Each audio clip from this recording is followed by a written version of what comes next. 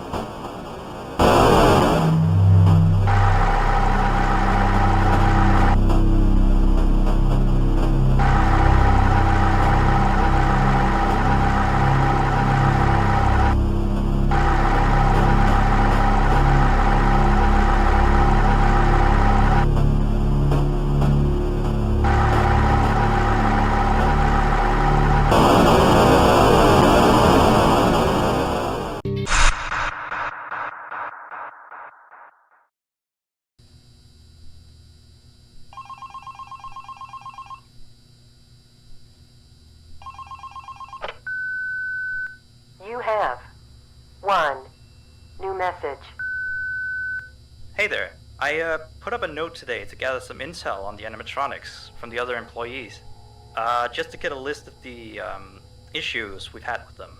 They've written down some stuff here for you, so let's see. Alright, so obviously the animatronics walk around at night, you know that by now. They try to get to places they shouldn't be. Yep. They act weird after dark. Yep. They don't like adults. I mean, I suppose. They always seem nice around children. Around us employees, they just kinda stare at you. I always thought they just hadn't been coded to interact with anyone other than children. But some of the other employees have felt threatened by them now. But I know that some of them are also superstitious morons. So who knows if they just became scared when the animatronic looked at them in the eyes or something. Anyway, one last thing on the list here. The last penguin interferes with the system. There's a sentence I never thought I'd say. We have these penguin animatronics as waiters. They take people's orders and whatnot. We used to have 3 of them, but 2 of them broke down and haven't been fixed yet. I think they're referring to the 3rd penguin that still works, or, well, apparently it doesn't quite work. So yeah, definitely don't let him into the office. His presence alone could probably destroy our systems. Well, that'll be it for now. I'll be sure to leave another message for your next shift.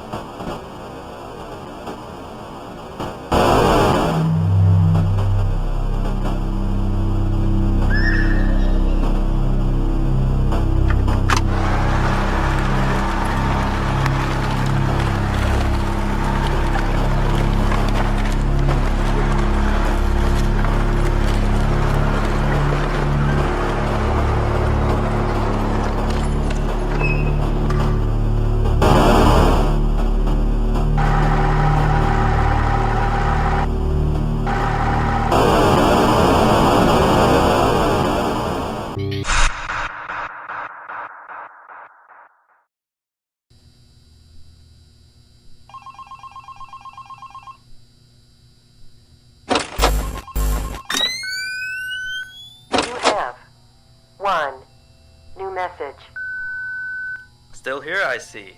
Awesome job these last 2 nights. You're already way better than our previous night guard. He didn't even stand 2 nights before he brought a wrench to his shift and tried to destroy one of our animatronics.